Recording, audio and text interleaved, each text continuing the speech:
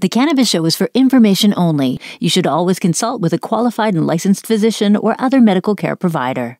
Today, Evan teaches the crew how to trim a plant, heart defense THC, and we explore the strain Can Forte -5 by American. All that and more, it's the Cannabis Show.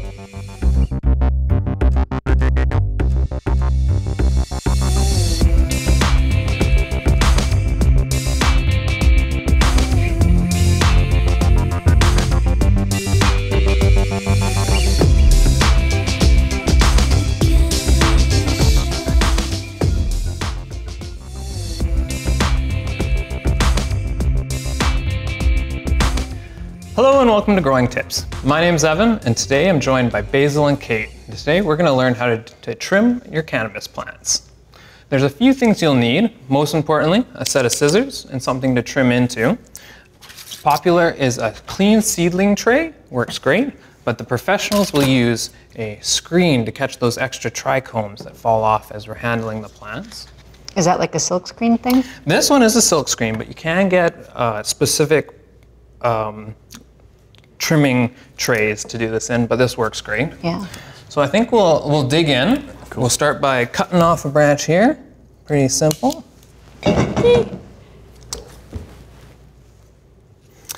Everybody's got theirs. Now the first step is to take off the fan leaves. These are the larger leaves that don't have a lot of trichomes. They can be really good for juicing or other uses, but they don't have a lot of THC. Do you try and get as close as you can to the stem? Definitely. Reaching in underneath the bud and finding the lowest point towards the stem is the best bet. Just like that. And for juicing, you can take, they're raw, right? When you juice them? You mentioned just like that. Some people freeze them beforehand. Ooh, that's a good idea. But you can take them as is and put them straight into the juicer. After you get off the majority of the fan leaves, the next step is to take off the sugar leaves. These are the smaller leaves covered in trichomes that are sticking out from the bud. The best way to do that is just to hold your scissors up close to the bud and just snip just like that. Now, these sugar leaves, these smaller leaves that do have trichomes on them, are great for making edibles or for making hash with. So you do want to make sure that you're saving these. And after we take off the majority of these. Do we know how much THC they have in it compared to the bud, or what the bud would have, the flower? To be 100% sure, you would definitely have to get it tested, but you're going to have significantly more in the bud itself, and then less in the sugar leaves, and then significantly less in the fan leaves. Now that we've got the majority of those sugar leaves off, the bud is pretty much ready to dry. In drier climates, growers will leave the bud on the stem to let it dry slower as it pulls that moisture from the stem. In more moist climates, you can remove the bud from the stem and dry it on a drying rack, like we talked in our last episode. This will let the bud dry a little bit quicker in those more moist environments. How are those guys coming along, guys? A little slow compared to you. These are sticky. Thanks. Definitely is a little bit of work. Looking pretty good, though. I'd rather do this than knit, I can tell you that right now. Definitely. I think we should have our audience vote who is the best trimmer. Uh-oh. So leave your comments in the comment section below. I was focusing while you were talking. On who you think did the best job, and keep growing.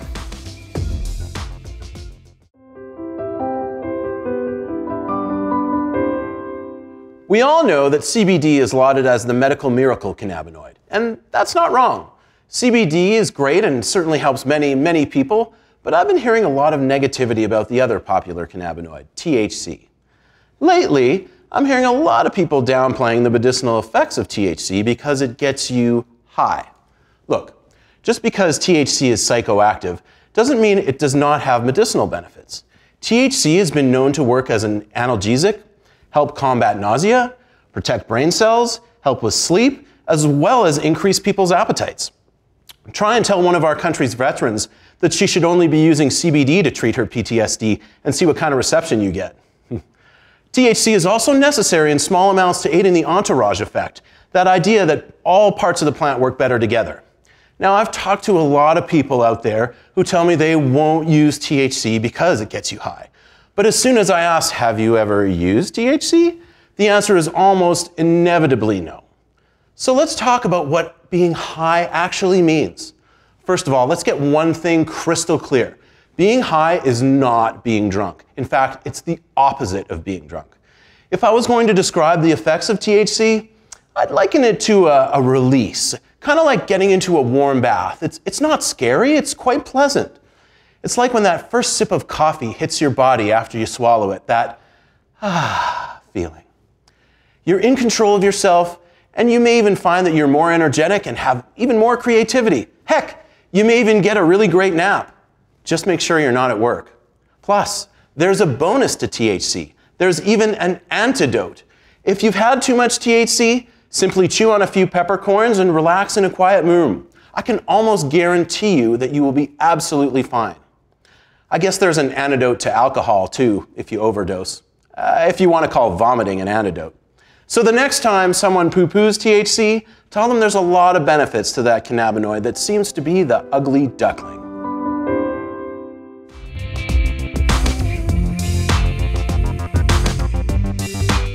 My morning coffee has come a long way since Taster's Choice Instant Coffee with milk. Well, now it's more bulletproof meets cannabis coffee. If you don't have time or just prefer not to eat breakfast in the morning, there's still ways to get your brain food in, to slow the effects of the caffeine, and to get your morning cannabis oil dose in. I use CBD every morning.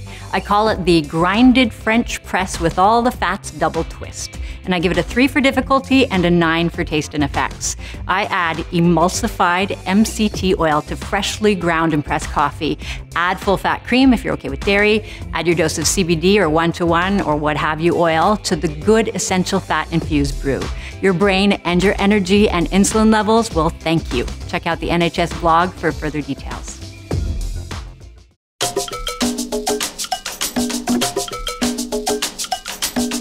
Welcome Can Forte-5, a sativa dominant strain by licensed producer American, also known as Amnesia Haze. Did you know that Amnesia Haze has won multi-awards for top sativa strains in the past? And when you try American's version, you'll understand why.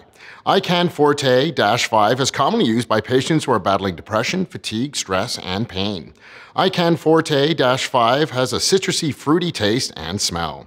I personally found this strain to have the creeper effect. I really didn't notice much for the first 10 minutes and then a bit of a rush through my head. I felt relaxed, happy, and rather sociable. For growers, Amnesia Haze can also produce higher yields, which means more medical cannabis per plant. Can Forte-5 by American.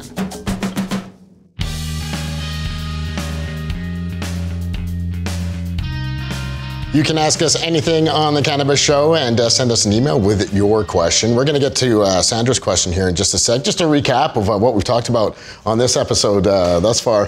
Medicaid, it was, I guess it's becoming trendy for people to just put their oils in their coffee as they go now. Yeah, well, I think it's trendy for health-minded people anyway to kind of like, there's a whole thing around intermittent fasting. And if you're not having breakfast anyway and you're adding MCT to your oil, it gives you brain food, which is why a lot of people go that way. And then Hart was traveling and they're starting to do like CBD coffee in different places. So adding your oils to the coffee, but actually the emulsification of the MCT oil helps because then you don't have to actually blend it into the liquid. You don't have to get your blender and all that because, you need that fat binding ability. So the MCT oil, which is already emulsified, can help the CBD oil be absorbed by your system. Nice. Yeah. Bioavailability, I think. Exactly. And it tastes good too. And it tastes good. Coconut coffee. Speaking of tasting good, actually, that Coastline strain I was talking about with Peace Naturals, you open it up, it's dank and it tastes really nice. Punches in the face. They don't hand trim everything too. It's really nice, tight nuggets, and you've never tried it either. I want to taste that. Yeah. Well, you're with Peace Naturals, you have to get your own. Gotta get my hands on that. And then nothing illegal going on here. Hart, you're hitting such a serious point. I deal with patients, in my normal job, and they come in, they're all scared about THC. It's just not like that. Yeah, don't fear it, right? Yeah. Like it gets demonized, and I know everybody has, gives it a hard rap, but it really has some great benefits to it. and getting high. What's wrong with that? And let's always remember too, we can take it in small amounts. Yes. There's plenty of great plants out there that have that, like 8 to 12% range, even as high as 15%, and just take it easy. Yeah, go slow, start low. All right, now you two, who trims a better bud? When you're helping out with Evan there on the growing tips. I'm going to guess you do. I didn't even look at yours. No? Yeah, well. You're so in awe with your that was, I had to watch that one for sure. Let's get to our question here, part of the panel. I'm a medical patient with adult use becoming legal. Will that change how I buy my medical cannabis? That's from Sandra. No, I think a lot of people are concerned that they're going to have to, go down to a dispensary to buy their medical cannabis or something like that. But no, you're still going to have full access to order it online, the same way that you have it. Would you be able to get your medical cannabis at a dispensary now? No. And you know what? While we're on that, when you walk into a dispensary on October 17th, they are not allowed to say anything about medicinal benefits of cannabis. It is a completely adult use situation. So if I whip in there and I'm like, I got some shoulder issues, they're like, go see a doctor. Yeah. Like they can't legally say anything. So if you're on the medical side, you probably want to steer away from them. I don't want to say don't go, but there's a lot of benefits to staying on the medical side, right? Yeah. And Health Canada will still regulate the medical, whereas the AGLC or LCG or whatever it is will regulate the rec. Medicinal patients will have access to both streams. But definitely. Yeah, if you just want it for rec, you don't want to do a medical, stick there, everyone's happy. You'll see a lot of the same growers. Yeah, and you know what I'll say too, in the new regs, they're going to make it a lot easier for patients to transfer their medical documents between LPs. Yeah. So you will have the opportunity to try different LPs a lot easier. So you don't have to go to the store, right, to buy your cannabis. Excellent. Either way, it's exciting for the industry. Thank you for watching, and tune in next week. It's youtube.com/Cannabis Show.